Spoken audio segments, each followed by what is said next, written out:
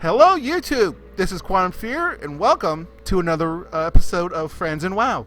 So we have WoW, we have me, and we have my friend. Yeah, look at that. You even have a little grin on you. I know. So we were just bandying back and forth a little bit. Sorry, Ash is deciding that he wants attention right now. Oh, because, cat. Yeah.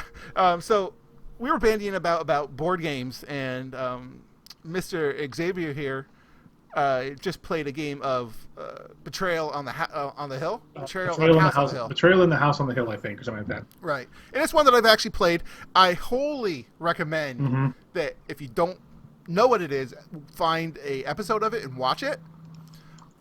They do have one on tabletop. The YouTube show with Will Wheaton. It's just a fantastic game. Yep. And so. It was a lot of fun. So before we go back to talking about that, you sharp-eyed individuals notice we are actually in a different place. We are pretty much done with Nagarand. So we decided to come over here, and we just flew over. That way you guys don't have to watch. So yay to that. And now we are in a new questy hub. Yep. With only a few things, but that always goes over better. I'm going to actually abandon this one here. Yeah, we're going to abandon the grand one. Yeah. And I'll probably go through and abandon it. Anyway, so we're here. We're in a new place, and now we can go back to the top. Anyway, we're talking about the board game. And it's just Mr. Xavier here was talking about his adventures. If you want to, I'm sorry to make you repeat it, but if you want to recount some highlights. Sure. So it was myself and three of my coworkers, and if you're not familiar with the game, which some people may not be, the way it works is it's a tile-based kind of game where you play these characters that are exploring an old abandoned house, which of course what could possibly go wrong with that. And so each of your characters has certain stats, and you start out in a like the foyer of this house, and there's rooms that you can explore, and each room has different things that can happen: an event, or you can get an item, or you can get these things called omens, which are sometimes items, usually items, but they have either a downside to them, or they can trigger an event known as the haunt. When the haunt triggers, basically the game changes to survival or something along those lines. And yeah, and the haunts can be anything really, from like a horror movie. Yeah. Think Hellraiser, things like that, to like a classic. Oh, one of you is a vampire or a werewolf, or to really sometimes some really pretty silly things like you all just became the size an inch tall. Figure it out. Yep. And that's it. So, yep, so it can be massive replayability in that game. Oh, huge. Huge. You're never going to have the same house twice, and the way you figure out what the haunt scenario is it's based off the omen item that triggered it and what room you were in when it happened. So there's like 50 or something some odd scenarios that can be. Plus, it depends on who's playing. Yes, yeah, who's playing can change who, because sometimes there'll be one player who becomes the traitor, and there's different scenario guidelines for the traitor versus the survivors. So like if you're the traitor, you go to a different room and read what you need to do to win, and everybody else reads off what they need to do to win. So then it becomes you versus them, but they usually don't know. Sometimes they don't even know, like it's done in secret. So anyway, so the first game we played, we were exploring the room, doing pretty well. I was playing a scientist, kind of like one of those weird scientist guys, and I triggered the haunt when I found a ring in I think it was in like an abandoned room, which meant that the haunt for this one was these plant-like tentacle creature things were invading the house and were trying to kill us. So the only way to kill them was to create this. No, I'm sorry. Get the weed whacker. Yeah, sorry. No, not a ring. I found a book. You had to take the book to either the kitchen or a research laboratory and make a skill check to create this plant spray, which is kind of like what's that weed killer stuff. I don't know. Anyway, DDT. basically like a weed killer. And as it turned out, my character had the highest stat of anybody in the ability you needed to roll to make this happen, and I was 2 rooms away from a kitchen to go make this. So basically the next turn I made the plant spray, and then just went a murder in the plant. So that one only lasted about 45 minutes, but it was still kind of fun. So we decided to play a second one. This time I flipped the card over because there's each card has one character on each side, and the other character was Father Reinhardt, who was a priest. And so we went back through again, and this time another player triggered the haunt That's it for me. I got them all. Okay, yeah, me too. Which this time it was one You want to person. do the blade spear threat next? Yeah, yeah, that one's One. to the north of us. The We all were knocked out, and when we woke up, we all had these metal collars around our necks, and a voice over the intercom told us that we had an hour to find 2 keys each to basically unlock our collars, or the collars would chop our heads off. So we had to go exploring throughout the house to find these keys, and they were only certain rooms had a key, and when you were in that room, you had to complete some task in order to get the key, or you had to, take some damage or something along those lines. As it turned out, my character was the traitor, and I was the only one who knew this because this is something that we basically doled out 4 tokens, and whoever had token number 1 was the traitor, which was mine. So the storyline that I read in the book was my parents had been killed in a car crash, and the other players, their characters had witnessed the crash, but no one had tried to help my parents, so my parents had burned to death in the car being on fire. So I had gotten them all to the house as a way to basically take them out. So my scenario was I had to kill at least half of the remaining players to win, and their victory scenario was over half of them had to survive. So we basically were going around trying to find keys, and so I was pretending that I needed keys because my collar would not work because I was the one who set this up. And one of the places that I remember particularly was a medical lab, where if you were in the medical lab, that you found out that through using the X-ray machine in the room that one of the keys was actually inside your body. And in order to get the key, you actually had to make a roll on each one of your character stats, that if you failed any of them, you took damage and didn't get the key, as you basically tried to perform self-surgery to get the key out. Which only superheroes can do. Which only superheroes can do. Or Rambo. Or Rambo. So basically, the bottom line is they ended up winning because by the time that we figured out, by the time we were doing what I was able to get around to them, they had started on the outside of the house and had already gotten a bunch of keys by the time I had gotten over there to try and take them out, basically. So my plans to try and slow them down didn't work so well because they were very efficient in finding the keys, and one person actually succeeded on the self-surgery roll, which was kind of surprising. But anyway, so it was a lot of fun, and it just, in like a span of about 2.5 hours, we played the game twice, and like it was said, ridiculous amount of replayability in this game because the houses are looks different every time because you flip over a tile depending on if you're on the basement, ground, or top floor. So each time you go in there, it's going to be different looking rooms.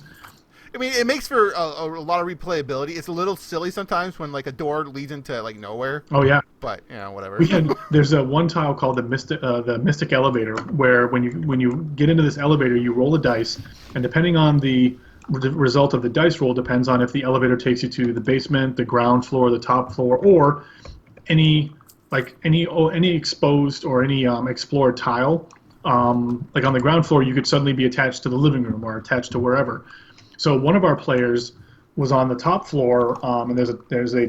Do you want to go to the next section? Yeah, there was a tile called the tower, where you had to make a roll to avoid slipping and falling down from the tower to the ground floor below. So the person failed it, and when they fell down, we had to flip over a tile to see where they landed, and it was the Mystic Elevator. So they basically fell off the tower into the Mystic Elevator, which then they had to roll to see where they popped out. So they ended up coming into the basement, which let them walk up the stairs. So whereas I had seen them go upstairs a turn before, they walked out. Then they walked out. They come out of a different door that was like, okay, so weren't you supposed to be coming? What? Yeah, exactly. It's like one of those moments where you come out, you go out one door and come out the other door. Yeah, it was like we're like, okay, so this house was designed by MC Escher. Yeah.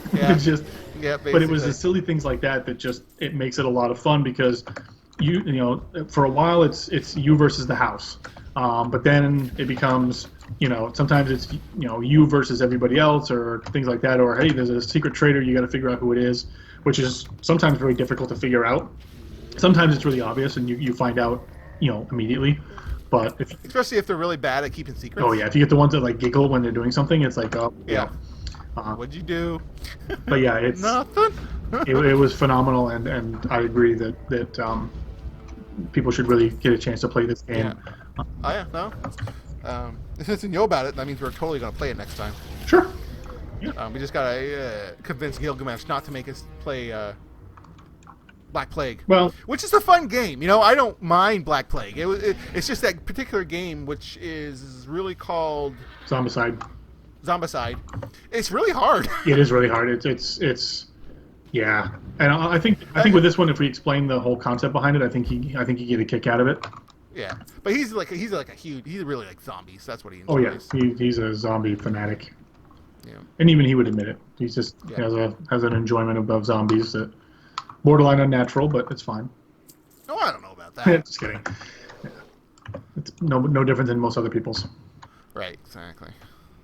But yeah, so that was a lot of fun. I wasn't, like I was saying to you, I was not terribly excited about playing the game because some board games I'm like, eh. Really? Lately, I've been really getting into board games.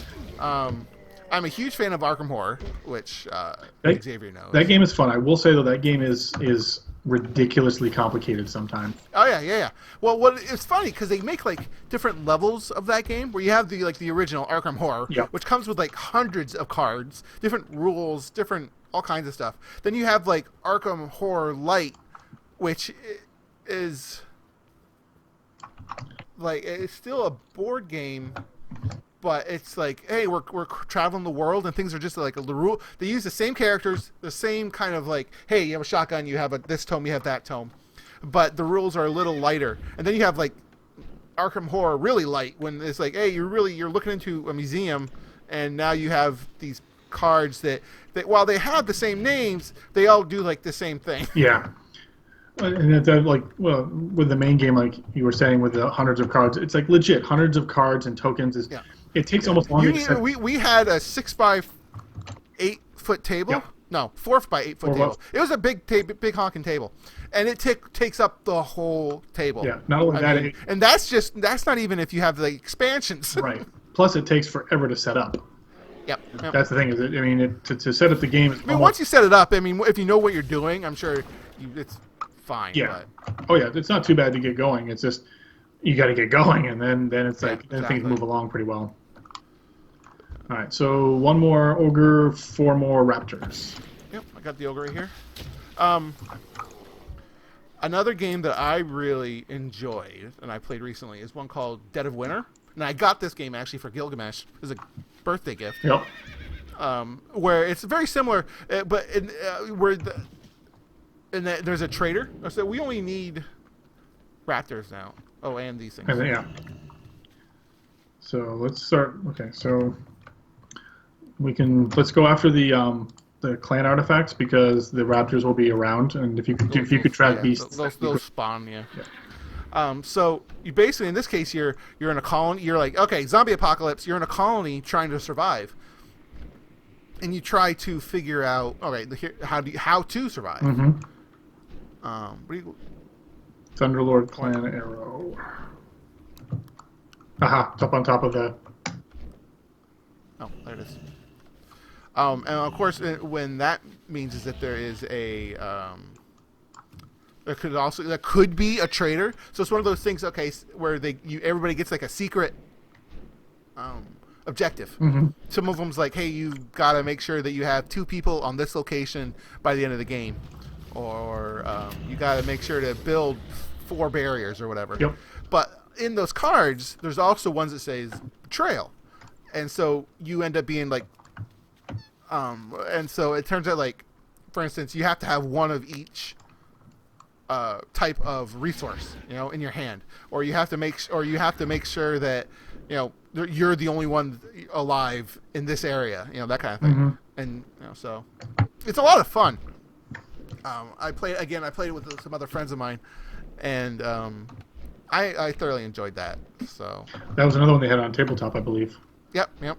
With that one's that has Grant Imahara from Mythbusters and a couple of other people that one of them's on a show right now and the other one's a YouTuber who I like, but she's not like people are probably not gonna know who she is. Yeah.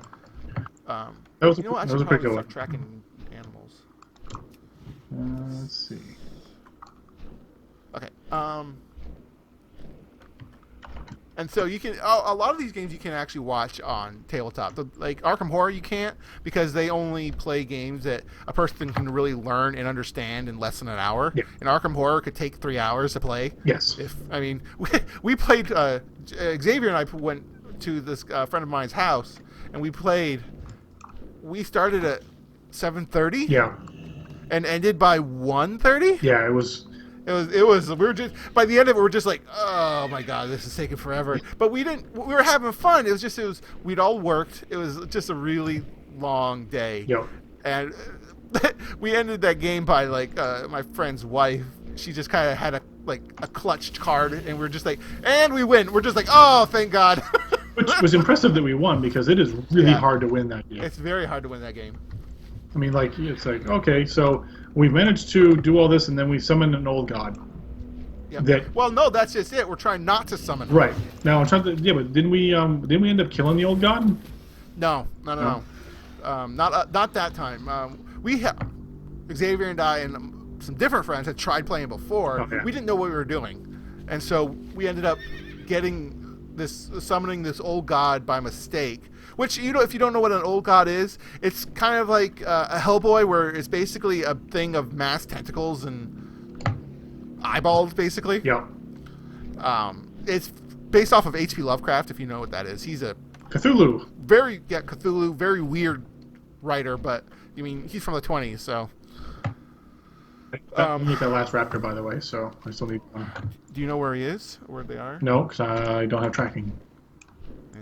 It's weird. The map actually, like... The map just says that they're here, it's like within this area. It's not huge. It's actually tiny. Take a look. Yeah, no, but that's the thing is they're actually all over this. There's compound. Right. It's a little weird that it only says... All right.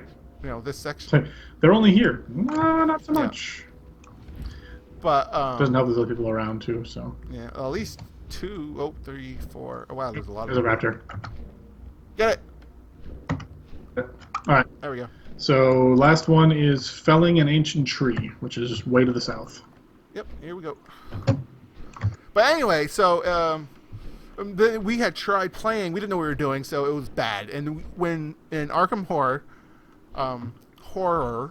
if you summon a Elder God, he has so many buffs and debuffs on you that it's almost impossible. At that point, losing is kind of a technicality, where you're just like, you're assumed to have lost. You can win, you can beat him, but you have to be so overly ready for it that it's crazy. So what are we looking for here? We are looking for Strong Limbs Deep Root Trunk. So I'm assuming Strong Limb Deep Root.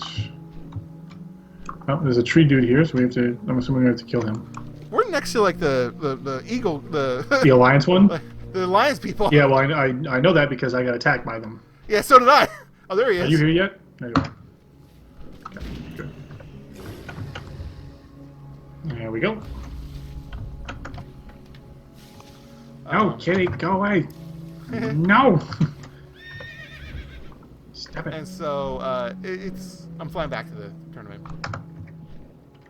It's a fun game, and it's really aggravating because of how complicated it can be. And there's like 4 expansions you can add to it to make it even harder. Which is just mind-boggling. Like, yeah. Why?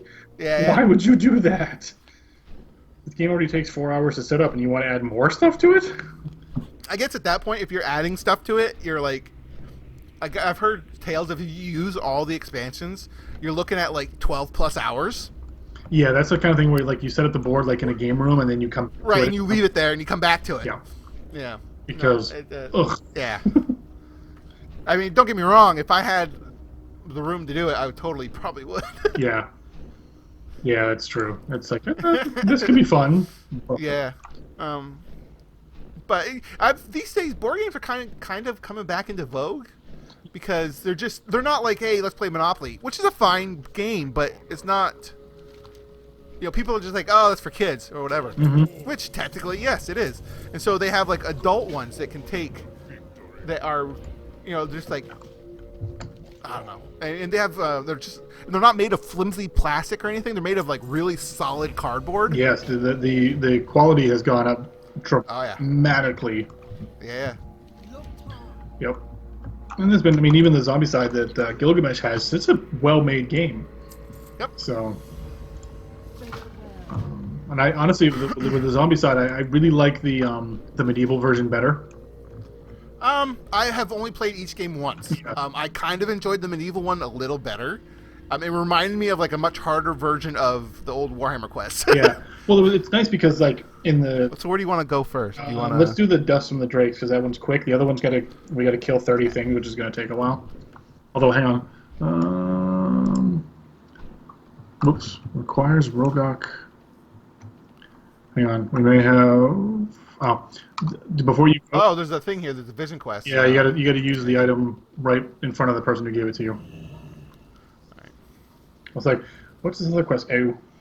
Wait a minute. Are you writing nothing? Yep. All right. This is just wrong. Yep. Okay. But seriously, board games. You know, they actually are much easier to get into than role playing games. Yes. And they have some that are almost practically role playing games. Yeah. So. Yep. I mean, and the nice thing, it seems like most of the gamers now, most of the game makers now have realized that unless they manage to make their game have a very high level of replayability, people aren't going to fork over money for it. Right. Like, okay, great. You know, like, again, like Game of Monopoly is usually roughly the same idea. Like, it varies, depends on who gets what property, blah, blah, blah. But it's the same But it's the same thing. It's go around, get the whatever. But, like, again, the Betrayal on the House on the Hill, that game, again, it's almost a completely different game every time you play it, from the layout to the house, when there's 50 different haunt scenarios, and you have no idea which one's going to pop up until it happens. Then you're like, oh, like, again, we went from plant tentacle monsters attacking us to one of us was trying to kill the other ones with razor blades and collars. Yeah. What's the name of that movie? Like, the guy sets up traps. He's like, has like a clown face. What's a clown face? Oh, Saw. Yes. Yeah, we actually said that. We're like, oh, we're in Saw. Yeah. Yeah. I personally, I am not a horror person. I don't enjoy being scared. Neither do I. But these games let you play without, I guess, that gut wrenchingness, which probably some people say, oh, we're a bunch of pansies. Well, yeah, tough noogies. I mean, I get no enjoyment out of being like the boo and all that kind of stuff like that, but it's kind of fun sometimes to play the scenarios where like you're basically screwed. It's just can you get how can you figure this out? Yeah. So is they just telling us this is where you want to go, or are they going to drop us off? I think that's telling us where we're going to go. All right. Collect the Thunder Spike, which is at the back of that cave. Yeah. So let's go do Dust from the Drakes first. Okay. I'm trying to think about any other good. See, I played a few board games actually more recently than I did for quite a while. Actually, Settlers of Catan, an amazing game.